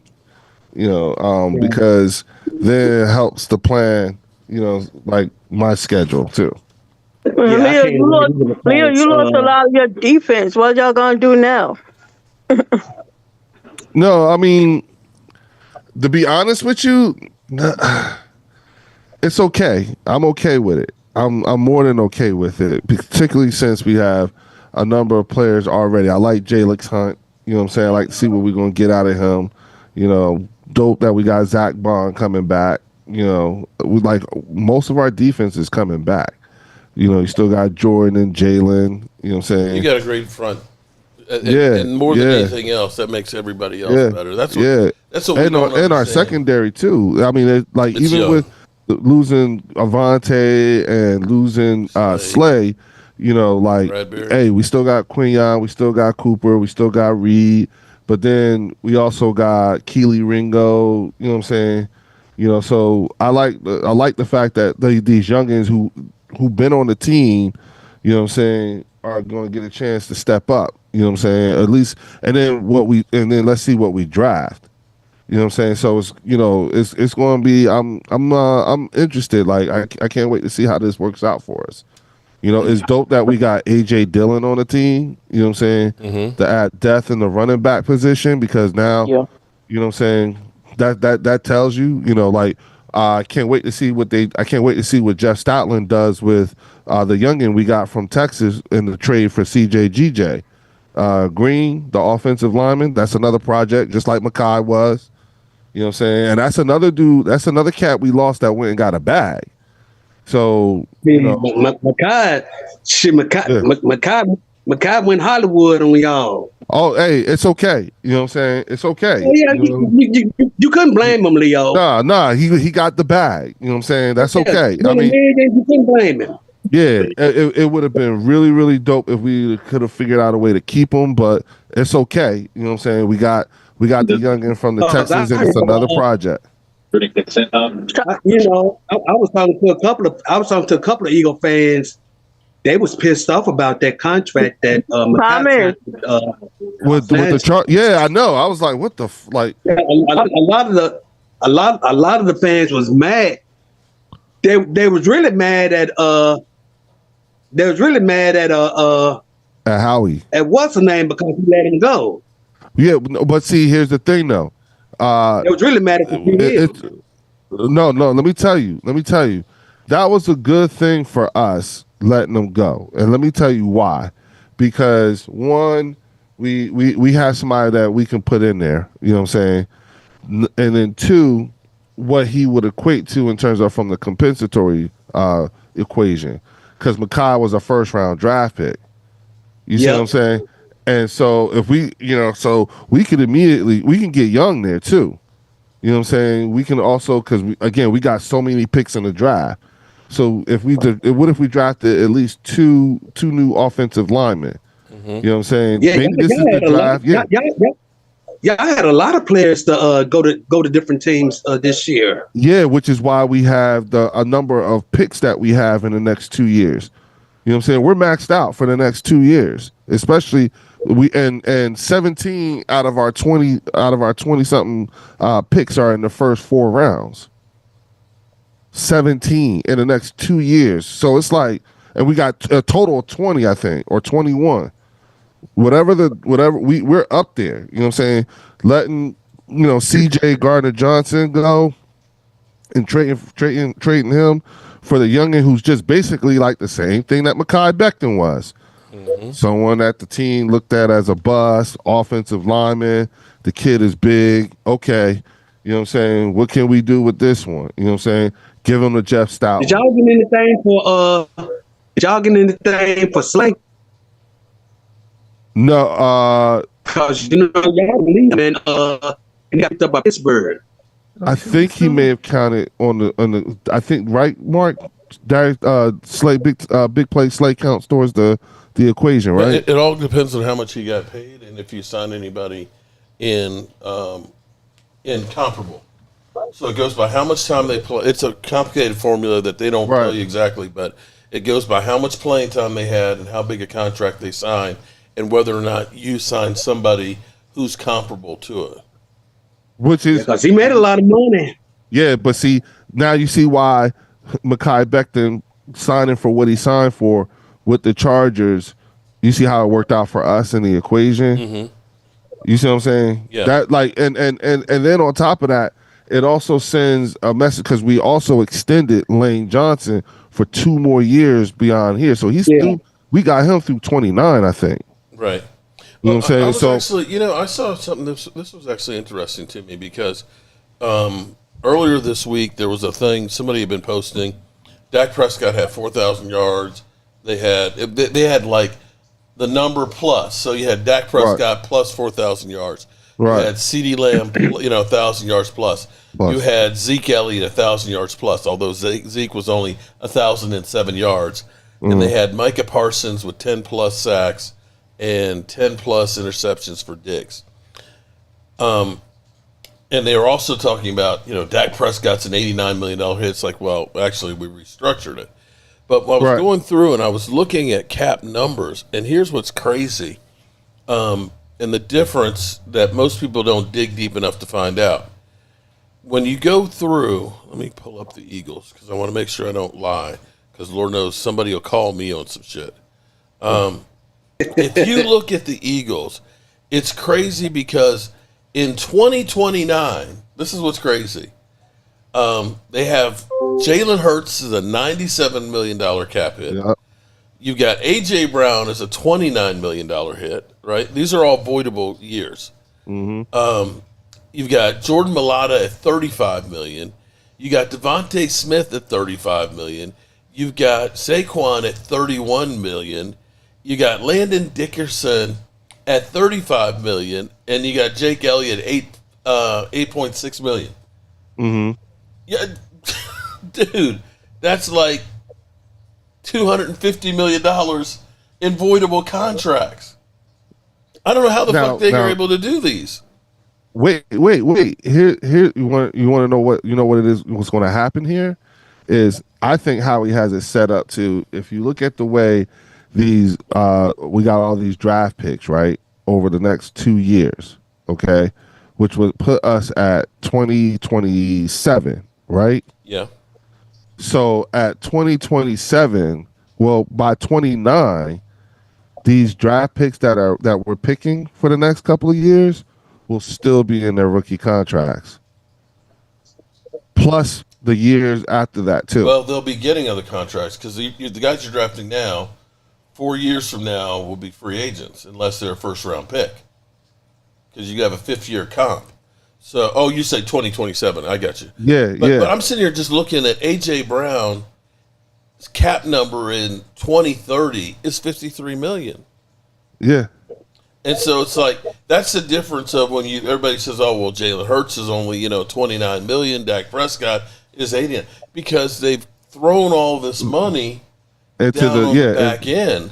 Yeah, we're going to be paying but then ask yourself, what will the projected cap be by then? Projected, yeah, but if you still have 260 million of contracts there, do you honestly think Saquon Barkley is still going to be on the team in 2030? No, I don't even expect him. I don't expect him to be on the team by 2030 because that'd be like, how long will he have been in the league? 10 years at that point? Oh, well, yeah, at least. Yeah, I don't see him going beyond. Yeah, he came in the league 2017. Yeah, by 2030, you're talking 5 more years.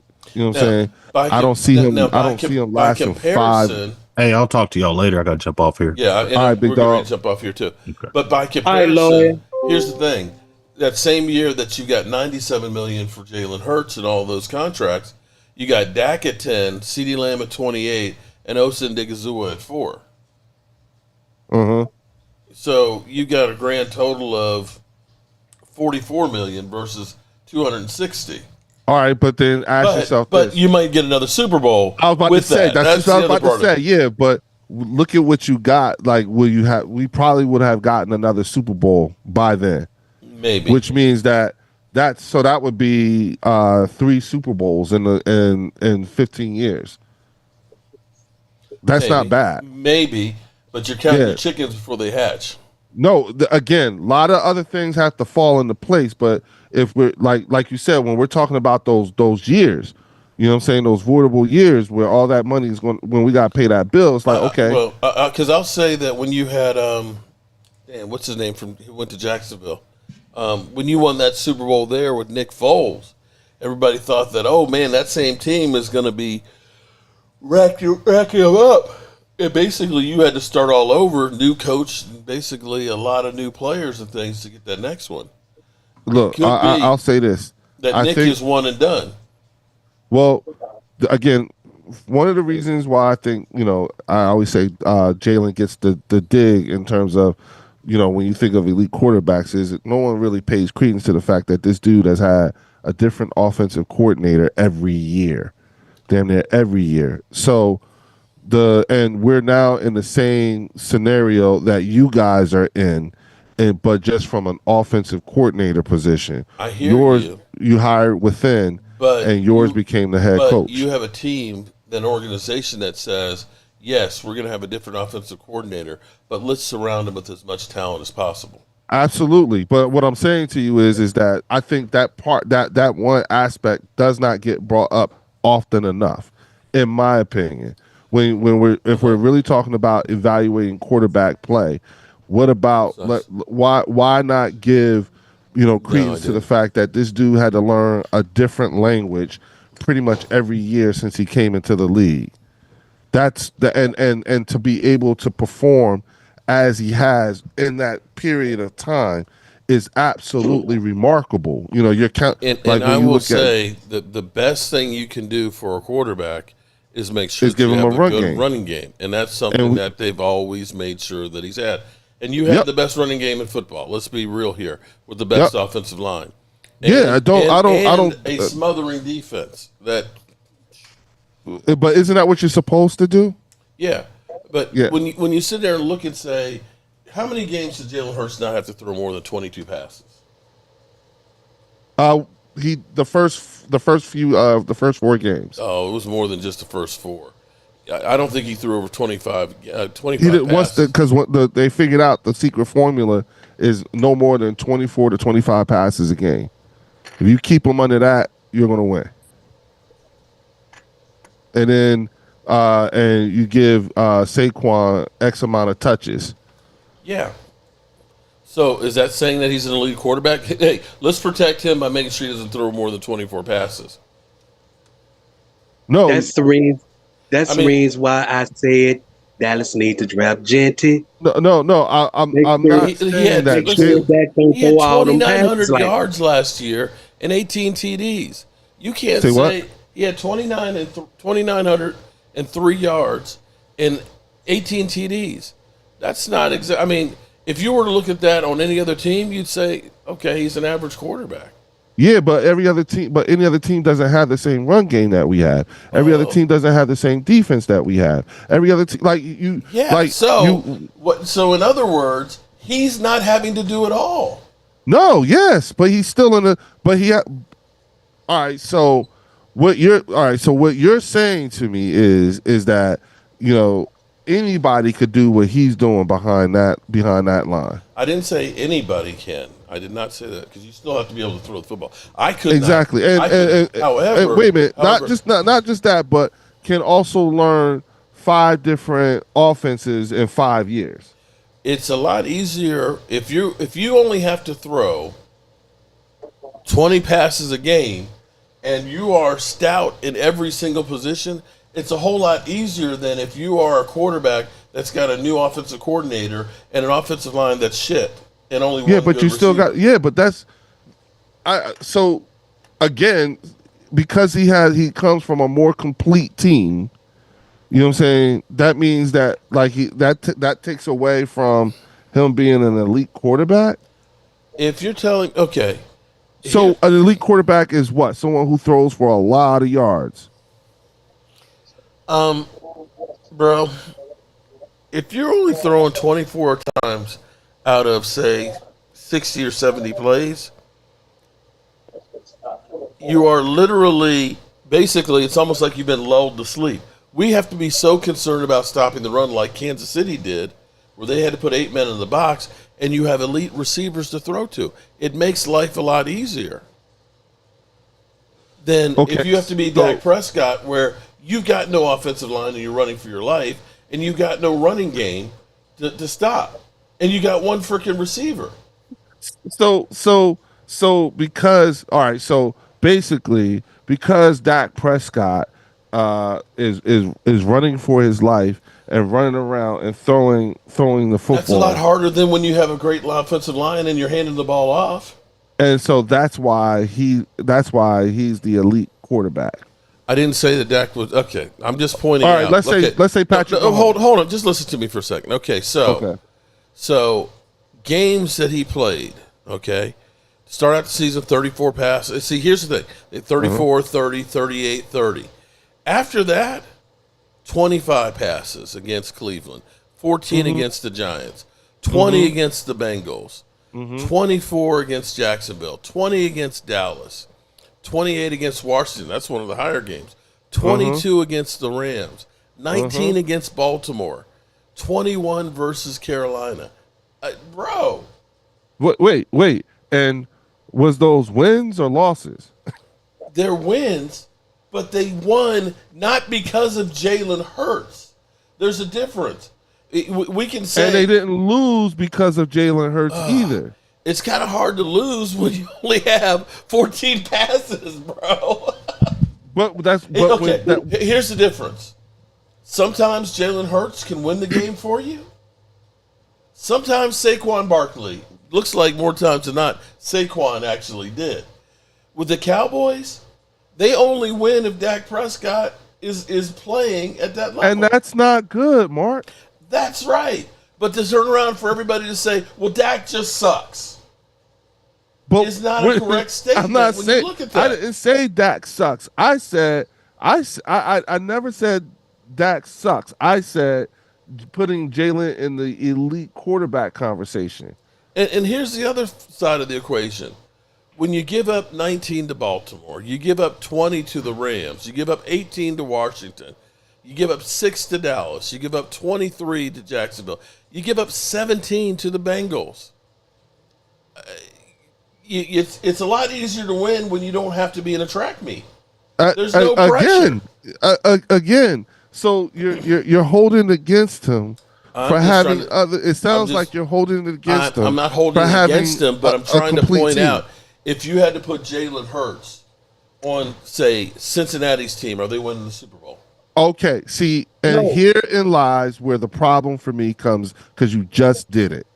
you like to work in hypotheticals and theory. And I keep saying, let's keep it actual factual. They built we are not so there is no scenario where Jalen Hurts is in Cincinnati. Why do I have to play the imaginary game when I have my guy right here? But let's play the imaginary game for just no. Let's keep it at the actual factual. Okay. Do you think if you put Pat Mahomes there in Philadelphia that he's winning a Super Bowl with that team? I don't think anything because I don't have Patrick Mahomes is not my quarterback. You're an Eagle fan. I don't think Hurts anything. Is my quarterback. I think if I put Joe Burrow in with the Eagles, that they're going to win the Super Bowl too. Still, you know what, and that is good for you. But right now, my quarterback's name is Jalen Hurts, and what has he done that Joe Burrow hasn't done? The whim of a man.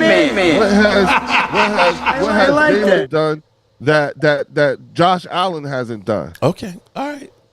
You know what I'm saying? Okay. What has he done that Dak hasn't done? Okay. And he's in a shorter period of time, same period of time. Didn't Jalen and Joe come out at the same time? Look at the team Cincinnati puts on the field, and look at the one that the Eagles have. Mm-hmm. Cincinnati is like the Dallas Cowboys. We got a couple of good pieces, but we ain't spending any money to go ahead and do anything above and beyond that. Mm-hmm. Okay. All right. We've been on for 2 hours, and I need to get. I got some other stuff. I got to spend some time with my lady. Thomas. I got to get the lights fixed over here and things too. Mommy, how's your sister doing? Later, Mark. Later, Thomas. Later, Derek. Bye. Later, y'all. Man, y'all just beat the hell out of me, man. They just beat the heck out of me. Tommy, your sister still annoying you?